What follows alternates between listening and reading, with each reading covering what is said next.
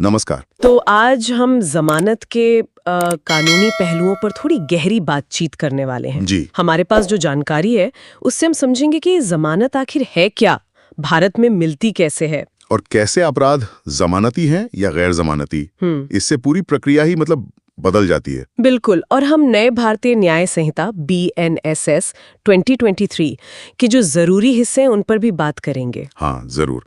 तो हमारा मकसद यही है कि जानकारी के जरिए जमानत प्रक्रिया को थोड़ा साफ करें। हाँ, खासकर ये जो जमानती और गैर जमानती अपराधों का फर्क है ना, और उनसे जुड़े कानून, यही अक्सर लोग अटक जाते हैं। सही कहा। तो चलिए शुरू करते हैं इसी भेद से। जमानती और गैर जमानती अपराध, ये बांटा क्यों गया है ऐसे? क्यों कुछ अपराध जमानती हैं? देखिए, कानून जो है वो अपराधों को उनकी गंभीरता के हिसाब से देखता है, समाज पर उनका क्या असर पड़ रहा है। अच्छा। और कुछ हद तक ये भी कि आरोपी भाग तो नहीं जाएगा या सबूतों से छेड़छाड़ तो नहीं करेगा। तो जो जमानती अपराध हैं, बेलेबल ऑफेंसेस जिन्हें कहते हैं, उन्हें कानून कम गंभीर मानता है। ये माना जाता है कि आरोपी शायद समाज के लिए उतना बड़ा खतरा नहीं है और जांच में दिक्कतें पैदा करने की आशंका भी कम है। तो ऐसे मामलों में जमानत मिलना एक तरह से अधिकार बन जाता है। हाँ, काफी हद तक आप कह सकते हैं ये एक कानूनी अधिकार है और प्रक्रिया भी इसकी सीधी है। कैसे? FIR होती है, उसके बाद आरोपी सीधे पुलिस स्टेशन में ही जमानत के लिए अर्जी दे सकता है। अच्छा, वहीं पे? जी, अक्सर पुलिस को एक जमानती चाहिए होता है, श्योरिटी, कोई गारंटी देने वाला व्यक्ति। और फिर जमानत मिल जाती है। अगर मान लीजिए पुलिस मना करती है तो फिर मजिस्ट्रेट के पास जाने पर जमानत मिल ही जाती है। और नया कानून BNSS, उसमें इसके बारे में कुछ है? हाँ, BNSS की धारा 479 सेक्शन 479 इसी अधिकार और प्रक्रिया की बात करती है। कोई आम सा उदाहरण दे सकती हैं इसका, जमानती अपराध का? जैसे किसी को भला बुरा कहना या मान लीजिए गाली देना, जो नए भारतीय न्याय संहिता BNS की धारा 352 के तहत आता है, ये आमतौर पर जमानती माना जाता है। समझ गया, ठीक है। तो अब आते हैं गैर जमानती अपराधों पर, नॉन बेलेबल ऑफेंसेस। यहाँ तो मामला एकदम अलग लगता है। बिल्कुल अलग। ये गंभीर अपराध होते हैं, जैसे हत्या, जो BNS की धारा 100 में है। हाँ। इनमें कानून ये मानकर चलता है कि अगर आरोपी को खुला छोड़ा तो समाज को खतरा हो सकता है, वो भाग सकता है या गवाहों को डरा धमका सकता है। तो इसलिए यहाँ जमानत अधिकार नहीं है, ये पूरी तरह अदालत के विवेक पर है, उनकी डिस्क्रेशन पर। कोर्ट बहुत सोच समझकर सारी परिस्थितियों को देखकर फैसला लेता है। तो अगर किसी को ऐसे किसी गंभीर मामले में गिरफ्तारी का डर हो पहले से, तो क्या वो कुछ कर सकता है? हाँ, उसके लिए एक रास्ता है, उसे कहते हैं अग्रिम जमानत, एंटिसिपेटरी बेल। अच्छा, ये क्या है?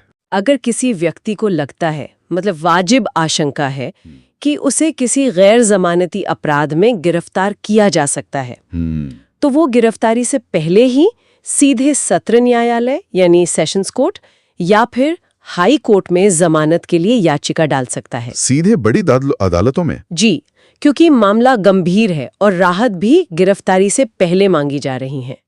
BNSS की धारा 482 सेक्शन 482 इसी अग्रिम जमानत के बारे में है। और अगर गिरफ्तारी हो ही गई तब क्या? अगर गिरफ्तारी हो जाती है तो व्यक्ति को पहले पुलिस हिरासत में रखा जा सकता है और फिर न्यायिक हिरासत यानी जुडिशियल कस्टडी में भेजा जाता है, कोर्ट के आदेश पर जेल। अच्छा। तो जब व्यक्ति न्यायिक हिरासत में है तब वो नियमित जमानत, रेगुलर बेल के लिए अदालत में अर्जी दे सकता है। किस अदालत में? ये निर्भर करता है। मजिस्ट्रेट की अदालत BNSS की धारा 480 के तहत ऐसी अर्जियों को सुन सकती है, और अगर मामला ज्यादा गंभीर है या वहां से जमानत नहीं मिली तो सत्र न्यायालय या उच्च न्यायालय में धारा 483 के तहत याचिका दायर की जा सकती है। ठीक है, पर ये अदालतें तय कैसे करती हैं कि जमानत देनी है या नहीं?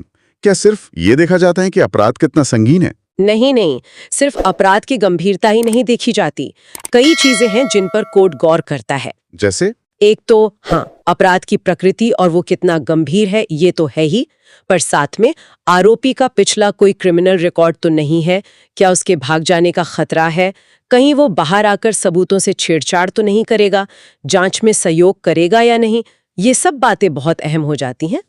फिर कोर्ट में दोनों पक्षों की दलीलें होती हैं। सरकारी वकील यानी अभियोजन पक्ष वो जमानत का विरोध करता है। हाँ, और बचाव पक्ष का वकील जमानत के पक्ष में अपनी बात रखता है। कोर्ट इन सब बातों को तौलकर ही कोई फैसला करता है। और अगर जमानत मिल जाती है तो क्या यहाँ भी जमानती या कुछ और देना पड़ता है? हाँ बिल्कुल, अगर कोर्ट जमानत मंजूर करता है तो यहाँ भी जमानती और मुचलके की जरूरत पड़ती है। अच्छा, आपने एक बात कही थी कि कुछ अपराध जैसे पीछा करना, स्टॉकिंग, बीएनएस धारा 356, वो जमानती भी हो सकते हैं और गैर जमानती भी। ये कैसे होता है? हाँ, ये अपराध की जो विशिष्ट परिस्थितियां होती हैं ना, उन पे निर्भर करता है। मतलब जैसे पीछा करने के मामले में क्या उसमें कोई हिंसा हुई या धमकी दी गई, क्या ये पहली बार हुआ है या बार बार हो रहा है, ये सब बातें तय कर सकती हैं कि वो मामला जमानती माना जाएगा या गैर जमानती। समझ गया।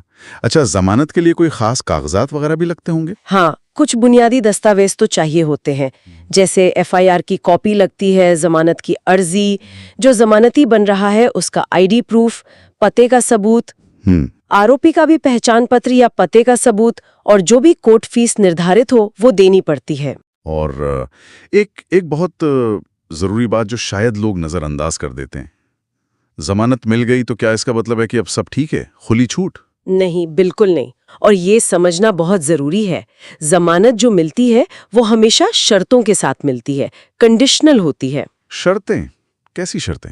ये शर्तें मामले की जरूरत के हिसाब से कोर्ट तय करता है। जैसे हो सकता है शर्त हो कि गवाहों से कोई संपर्क नहीं करना है। अच्छा।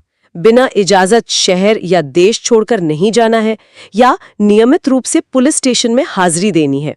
ऐसी कई शर्तें हो सकती हैं और इनका पालन करना बहुत जरूरी है। और अगर कोई इन शर्तों को तोड़ दे, मतलब जमानत का गलत इस्तेमाल करे, तो फिर मुश्किल हो सकती है।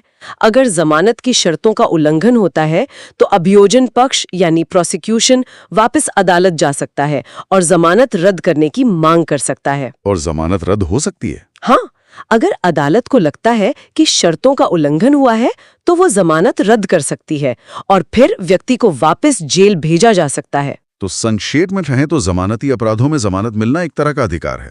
प्रक्रिया थोड़ी सीधी है जी। जबकि गैर जमानती अपराधों में ये पूरी तरह कोर्ट के विवेक पर, मामले की गंभीरता और कई दूसरी बातों पर निर्भर करता है।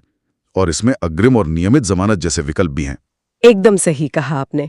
और सबसे बड़ी बात जो याद रखनी चाहिए वो ये है कि जमानत एक कानूनी राहत जरूर है, लेकिन ये एक जिम्मेदारी भी है। शर्तें जुड़ी होती हैं इससे। ये कोई अंत नहीं है, बल्कि कानूनी प्रक्रिया का एक पड़ाव है। बिल्कुल सही। तो चलिए इस बातचीत को यहीं रोकते हैं, लेकिन श्रोताओं के लिए एक सवाल छोड़ जाते हैं। ये सोचने वाली बात है कि क्या जमानत की शर्तों का जो निर्धारण होता है वो हमेशा सिर्फ अपराध की गंभीरता के अनुपात में ही होता है, या फिर इसमें दूसरे सामाजिक आर्थिक कारक भी कोई भूमिका निभाते होंगे जिनके बारे में शायद हमारी आज की चर्चा में विस्तार से बात न